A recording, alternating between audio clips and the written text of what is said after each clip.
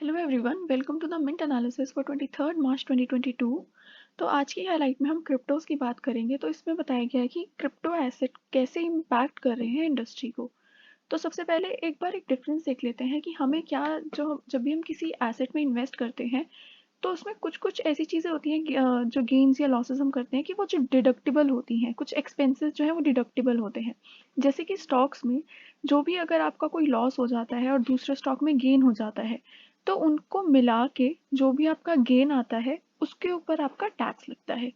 पर क्रिप्टोज में ये कहा गया है कि अगर आपने किसी एक करेंसी में गेन किया और दूसरी करेंसी में लॉस किया, तो उसको कंपाइल करके नहीं देखेंगे कि आपका कितना गेन आया, उस पर टैक्स नहीं लगेगा।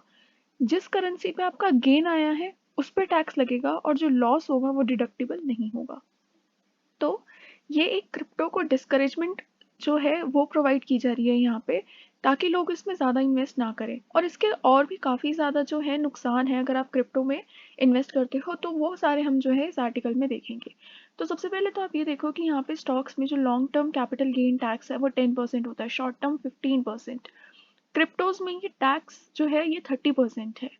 तो ये ऑलरेडी इतना ज़्यादा है। नेक्स्ट इज लॉस ऑफसेट, जो मैंने अभी बताया कि अगर एक स्टॉक में गेन होता है दूसरे में लॉस होता है, तो वो ऑफसेट हो सकता है। जैसे कि अगर आपका 15 का गेन हुआ दूसरे में 10 का लॉस हुआ, तो आपका सिर्फ 5 रुपीज़ जो निकल के आया है उस पर टैक्स लगेगा। बट क्रिप्टो में ऐसा नहीं होता। नेक्स्ट इज कैरी फॉरवर्ड, तो जो भी आपका long term capital gain, capital loss है या फिर शॉर्ट टर्म कैपिटल लॉस है, वो आप कैरी फॉरवर्ड कर सकते हो, जबकि क्रिप्टो में ऐसा पॉसिबल नहीं है, वो आपको एक ही बार में पे करना पड़ेगा। और जो जो भी आपका जैसे अगर आप जो भी आपका लॉस निकल के आता है वो आप कैरी फॉरवर्ड दूसरे ईयर में नहीं कर पाओगे, तो टैक्स लाइबिलिटी आपकी बढ़ जाएगी। Next is transaction cost. तो ट्रांजैक्शन कॉस्ट जो यहाँ पे होती है स्टॉक्स में, brokerage, security, transaction tax, stamp duty and GST, ये सारी ट्रांजैक्शन कॉस्ट होती है। और क्रिप्टो में होती है deposit fee, trading charges and 1% TDS on each crypto transfer.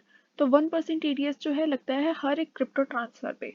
तो इसीलिए क्रिप्टोज का जो एसेट है, इस पे जो भी आपको टैक्सेस पे करने पड़ रहे हैं वो सारे बढ़ जाते हैं। तो अब देखते हैं कि ये यूनियन बजट में ही डिसाइड हो गया था कि जो गेन्स हैं वो टैक्स किए जाएंगे 30% पे। और इसके अलावा अगर आप किसी नॉन रिलेटिव को गिफ्ट करते हो क्रिप्टोज, तो वो भी टैक्स किया जाएगा अगर वो 50,000 के ऊपर एक्सीड करता है। तो गिफ्टिंग पे भी जो है वो टैक्स आ गया। How does crypto tax differ from others? तो कैसे डिफर करता है ये हमने देख लिया कि बाकियों पे, जैसे यहाँ पे देखा कि 10% है, 15% है, यहाँ पे 30% है। और यहाँ पे जो है लॉस ऑफसेट हो सकता है, यहाँ पे लॉस ऑफसेट नहीं हो सकता। तो ये जो है ये है difference. How will crypto tax impact investors? तो इन्वेस्टर्स को कैसे इम्पैक्ट पड़ेगा कि जो स्टॉक्स पे वो अगर जो पे कर रहे हैं टैक्सेस वो तो कम है, लेकिन जो क्रिप्टोज हैं वो क्योंकि लॉस ऑफसेट नहीं कर पा रहे हैं और टैक्स रेट भी उनका 30% है।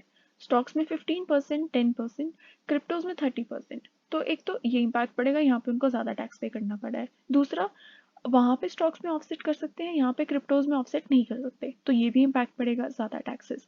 तो इसकी वजह से क्या हो सकता है कि फर्दर लोग जो हैं, ये बहुत लेंदी प्रोसेस है, बहुत सारी रेगुलेशंस जो है क्रिप्टोज में आ गई हैं। तो उसकी वजह से इन्वेस्टर जो है वो केवाईसी कंप्लायंट एक्सचेंजेस में जाना प्रेफर नहीं करेंगे। पहले अपना केवाईसी कराओ और इतनी सारी रेगुलेशंस जो है वो करो और फिर टैक्सेस इतने हैवी पे करो, तो हो सकता है कि वो ग्रे मार्केट की तरफ जो है वो बढ़ने लग जाए। तो उससे क्या होगा कि ये जो आप इतने सारी रेगुलेशन लेके आ रहे हो उसका कोई पर्पस सर्व कर ही नहीं पाएगा। तो ये एक सबसे बड़ा जो है ड्रॉबैक हो सकता है, जो इतने हाई टैक्सेस लगाए जा रहे हैं क्रिप्टोज पे। तो और इसमें एक चीज़ रह गई है कि जो माइनिंग इंफ्रास्ट्रक्चर है, यानी कि जब भी कोई कॉइन की, क्रिप्टो करेंसी की माइनिंग होती है, तो उसको हम कॉस्ट ऑफ एक्विजिशन जो है कई बार डिडक्टिबल होता है। पर यहाँ पे जो माइनिंग इंफ्रास्ट्रक्चर है जिससे जो माइनिंग हो रही है क्रिप्टोज की, वो डिडक्टिबल नहीं होगा अंडर कॉस्ट ऑफ एक्विजिशन। तो इसकी वजह से आपका जो गेन शो होगा या जो भी आपका प्रॉफिट होगा वो ज़्यादा शो करेगा, तो आपको टैक्सेस ज़्यादा देने पड़ेंगे। अब नेक्स्ट बढ़ते हैं इंपॉर्टेंट न्यूज़ की तरफ। Hike in fuel LPG prices sparks inflation worries. तो जैसे जैसे फ्यूल बढ़ रहे हैं, एलपीजी प्राइसेस बढ़ रहे हैं, तो क्या एक्चुअल में जो बदलाव आया है वो ये है कि एलपीजी में 50 रुपीज़ जो है आपको इंक्रीज देखने को मिला है। ऑयल, और जो ऑयल है वो भी 80 पैसा पर लीटर की जो है वो इंक्रीज हो चुका है इससे। तो इसकी वजह से कंज्यूमर्स के ऊपर इफेक्ट पड़ रहा है, गवर्नमेंट के ऊपर प्रेशर आ रहा है, कंपनीज के ऊपर प्रेशर आ रहा है। तो उसकी वजह से क्या कहा जा रहा है कि क्योंकि सारी चीज़ें, सारी कमोडिटीज़ महंगी हो जाएंगी, तो हमारा जीडीपी जो है शायद वो लो हो जाए। क्योंकि एक एलपीजी ऐसी चीज़ है जो हर एक घर में यूज़ होती है, तो इसके ऊपर आपको पैसे इनकर करने ही पड़ेंगे। तो एक इनडायरेक्टली क्या होगा कि आप इसके ऊपर इनकर कर रहे हो, तो कहीं से तो कॉस्ट कटिंग करोगे, तो बाकी कमोडिटीज़ हो सकता है आप लेस परचेज करो, तो इसलिए जीडीपी जो है वो डाउन जा सकता है, इन्फ्लेशन और ज़्यादा बढ़ रहा है।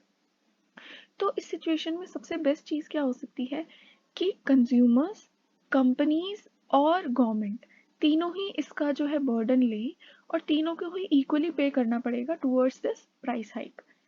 तो ये थी न्यूज़। नेक्स्ट है SoftBank other OYO investors drop plan to sell shares in IPO. तो हमने पहले देखा था कि ओयो को जो है अपनी जो वैल्यूएशन जो ये आईपीओ लेके आ रहा है उसका साइज वो रिड्यूस करने वाला है। तो वो साइज जो है क्यों रिड्यूस करने की सोच रहा है, क्योंकि जो इसके इन्वेस्टर्स हैं जैसे कि सॉफ्ट बैंक, तो सॉफ्ट बैंक 46% ऑफ ओयो का स्टेक जो है वो सॉफ्ट बैंक एक्वायर कर रखा है उसने। तो वो पहले रेडी था 2% ऑफ जो है अपने शेयर्स सेल करने के लिए, बट अब वो उस चीज़ के लिए रेडी नहीं है। तो उसकी वजह से जो है उसकी वैल्यूएशन जो वो ऑफर कर पा रहा है वो घट जाएगी। अगर वो घटेगी तो यानी कि जो आईपीओ आ रहा है वो भी कम होगा। तो इस वजह से जो ओयो अभी लेके आने वाला है अपना आईपीओ, उसकी जो शेयर वैल्यू है, जो टोटल वैल्यूएशन है वो भी कम होगी। तो ये तो इस न्यूज़ में था। तो इसको हम जो प्रोसेस बोलते हैं, जो ऑलरेडी जिनके पास शेयर्स हैं अगर वो अपना लेके आते हैं, अपने शेयर्स बेचते हैं मार्केट में, तो हम उसको बोलते हैं ऑफर फॉर सेल। तो इसलिए बोल रहे हैं हम कि ऑफर फॉर सेल जो है वो कम हो जाएगा, इसलिए वैल्यूएशन साइज जो है वो कम हो जाएगा। Next is cabinet nod for bill to merge municipal corporation in Delhi. तो ये क्या है कि पहले ना 2011 में जो कॉर्पोरेशंस थी उनको अलग अलग डिस्ट्रीब्यूट कर दिया गया था, यानी कि ट्राइफरकेट कर दिया गया था 2011 में कि नॉर्थ का अलग, ईस्ट का अलग और साउथ का अलग। तो अब इसको वापस इकट्ठा करने की जो है उसके लिए नॉड मिल गया है कि यानी इन तीनों को मर्ज करके वापस एक कर दिया जाए। तो ऐसा क्यों हो रहा है, क्योंकि जब इन्होंने ट्राइफरकेट किया तो उसकी वजह से अनइवननेस आ गई रिवेन्यूज़ में, और एसेट्स जो है वो उनको अच्छे से यूटिलाइज नहीं कर पा रहे थे, एफिशिएंट यूटिलाइजेशन ऑफ रिसोर्सेज नहीं हो पा रहा था। तो इसलिए इनको वापस इकट्ठा करने की कोशिश कर, मतलब नॉड मिल गया है और इकट्ठा किया जाएगा ऐसा कह रहे हैं, ताकि जो है आप रिवेन्यूज़ जो है अच्छे से यूटिलाइज कर सको और रिवेन्यू जो है आपका वो बढ़ सके। Next is cyclone Asani comes to a deep depression. तो हमने कल के न्यूज़पेपर में पढ़ा था कि ये जो साइक्लोन असानी आया है अराउंड अंडमान सी, तो वो जो है काफ़ी ज़्यादा खतरे वाला बनने वाला था, यानी कि वो साइक्लोन में जो है होने वाला था तब्दील। बट अब क्या हो रहा है कि वो सिर्फ एक जो थ्रेट था वो डाउनग्रेड कर दिया गया है।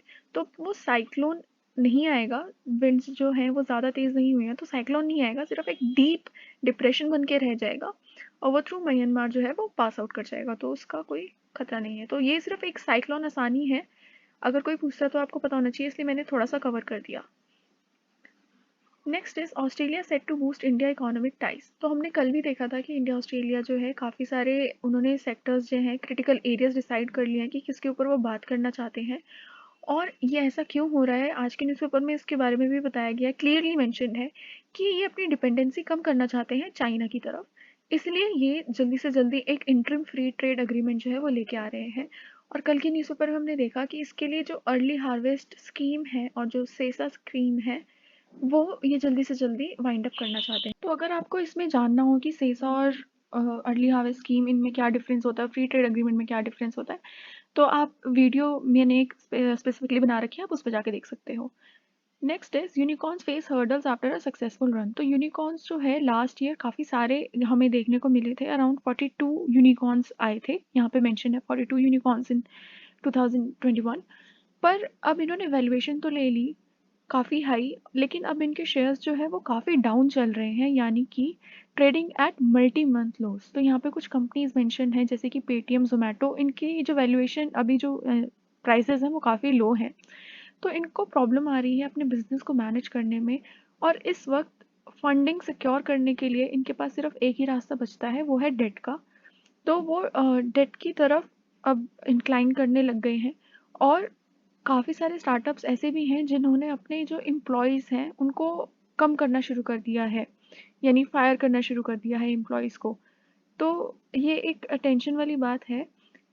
तो इसमें क्या कहा जा रहा है, कुछ जो इंडस्ट्री के लीडर्स हैं वो कह रहे हैं कि इनको एक पॉइंट ढूंढना पड़ेगा जहाँ पे ये अपना जो कैश बर्न है वो कम कर पाएँ और अपने रिवेन्यूज जो है स्टेबल कर पाएँ। तो वही एक वे आउट है कैसे ये जो नए स्टार्टअप्स हैं वो बाहर निकल सकते हैं इस सिचुएशन से। Next is demand inflation whose loom for HUL। तो हमने कल के न्यूज़पेपर में देखा था कि FMCG जो है वो 10% प्राइस हाइक लाने की सोच रहा है ताकि वो इन्फ्लेशनरी प्रेशर से डील कर सके। तो HUL भी उनमें से एक है। तो HUL को क्या अभी फ़र्क पड़ रहा है, इसको भी वही चैलेंज फेस करना पड़ रहा है कि इसके जो की इनपुट्स हैं वो महंगे हो गए हैं। क्रूड, पाम ऑयल, ये सारे जो हैं ये जंप कर गए हैं और इनका जो मेन पोर्टफोलियो है FMCG का, ये काफ़ी सारा रेवेन्यू इनका रिफाइंड ऑयल्स, घीस, इन सारी चीज़ों से आता है। तो अगर ये सारी चीज़ें जो है महंगी हो गई हैं तो इनके जो बिजनेसेस हैं उनके ऊपर काफ़ी इफेक्ट पड़ रहा है। और क्या हो रहा है कि जो जो लार्ज कैप्स हैं, जो ऐसी एस्टैब्लिश्ड कंपनीज हैं जिनके पास कस्टमर बेस है, वो तो फिर भी प्राइस जो है इंक्रीज कर सकती है, लेकिन जो थोड़ा मिड या स्मॉल लेवल पे ऑपरेट कर रहे हैं उनके पास ये पावर नहीं रह जाती कि वो अपनी प्राइस इंक्रीज करते। जैसे ही वो प्राइस इंक्रीज करेंगे उनकी जो प्रोडक्ट की डिमांड है वो बहुत ज़्यादा कम हो जाती है। तो उनके लिए तो और भी ज़्यादा प्रॉब्लम वाली बात है। तो खैर यहाँ पे हम बात कर रहे हैं HUL की, तो इसको मार्जिन प्रेशर जो है काफ़ी सहने पड़ रहे हैं, जबकि इसके पास अभी भी पावर है, तभी इसको थोड़ी प्रॉब्लम हो रही है बिजनेस ऑपरेट करने में। Next is Paytm asked to clarify steep fall in share prices. तो पेटीएम से पूछा गया है कि आपके शेयर प्राइसेस इतने ज़्यादा क्यों कम हो रहे हैं, और ये इसलिए किया जा रहा है ताकि जो इन्वेस्टर्स हैं उस उनके इंटरेस्ट को सेफ गार्ड किया जा सके, यानी इन्वेस्टर्स की पॉकेट बर्न ना हो।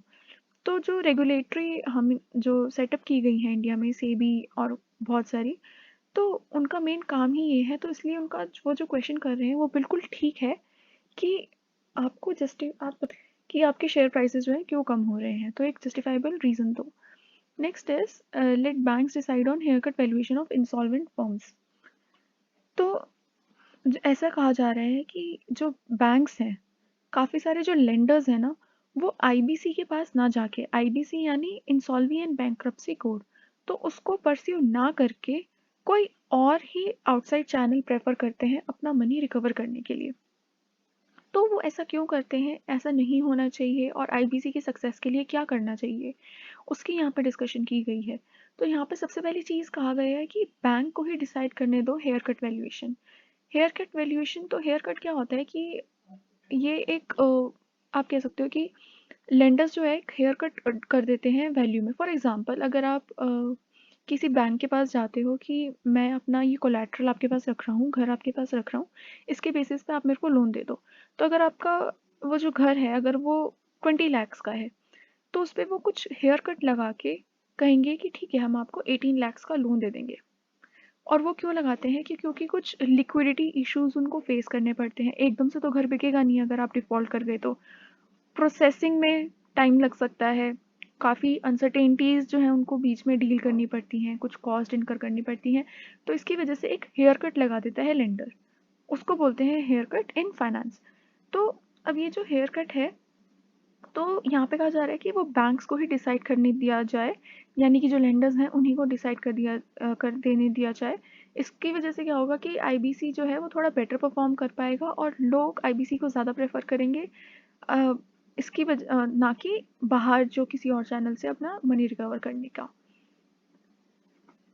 इसके बाद नेक्स्ट है setback for Zee as HC clears tax. तो ये पूरी स्टोरी आपको पता होनी चाहिए। इसमें क्या है कि जो इन्वेस्को है, इन्वेस्को जो है वो 18% स्टेक होल्ड करता है जी में, और जी और इन्वेस्को दोनों के बीच में ये एक्विजिशन चल रही थी कि जो कॉर्पोरेट गवर्नेंस लैप्सेस हैं वो इन दोनों की वजह से आ रहे हैं। तो दोनों ही एक दूसरे को अक्यूज़ कर रहे थे कि गवर्नमेंट कॉर्पोरेट गवर्नेंस लैब्स जो है वो किसकी वजह से आ रहे हैं। तो अभी रिसेंटली जो है इन्वेस्को ने कहा कि जो पुनीत गोयनका है जो मैनेजिंग डायरेक्टर है उनको वहाँ से हटा दिया जाए उनकी पोजीशन से, और इसके लिए एक EGM यानी कि एक्स्ट्रा ऑर्डिनरी जनरल मीटिंग जो है रखी जाए। ये जो है उनकी डिमांड थी, और उसकी जगह वो क्या करना चाह रहे थे, 6 न्यू डायरेक्टर्स लेके आना चाह रहे थे। तो इन्होंने जब इनिशियली सितंबर में ये लड़ाई लड़ी, तो कोर्ट्स ने रिजेक्ट कर दिया कि नहीं, ऐसा पॉसिबल नहीं है, आप नहीं कर सकते फालतू में मीटिंग। तो अब जनरल मीटिंग नहीं हुई, तो वो जो है फर्दर हायर लेवल पे अप्रोच कर रहे हैं कि भाई हमें पुनीत गोयनका को हटाना ही हटाना है। तो उसके लिए वो कोर्ट्स जो है हाई से हाई कोर्ट चले जा रहे हैं। तो उस पर भी डिसीजन नहीं आया। पर ये इंपॉर्टेंट क्यों हो जाता है, क्योंकि अभी रिसेंटली आपको न्यूज़ आई थी सोनी जी मर्जर की। तो ये जो सोनी जी का मर्जर है उसमें कहा गया है कि जो जी के डायरेक्टर हैं वो पुनीत गोयनका रहेंगे।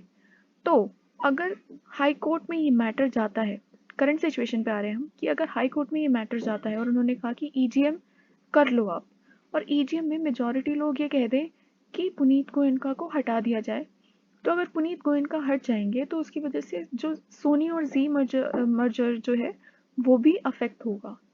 तो इसका जो है एक आप कह सकते हो कि सेट बैक हो जाएगा जी के लिए, कि वो इतनी अच्छी डील जो है वो सिक्योर नहीं कर पाएंगे। इंक्रीज इन प्राइसेस ये हमने देख लिया है। Spiritual tourism picks up as restrictions end. तो जो टूरिज्म इंडस्ट्री है वो वापस रीस्टार्ट हो रही है, यानी कि अब जो होटल इंडस्ट्री है उनकी डिमांड बढ़ गई है धीरे धीरे। जैसे हमने देखा था दूसरी इंडस्ट्री कौन सी थी, एविएशन इंडस्ट्री, जिनके जो है रिवाइव हो रही थी।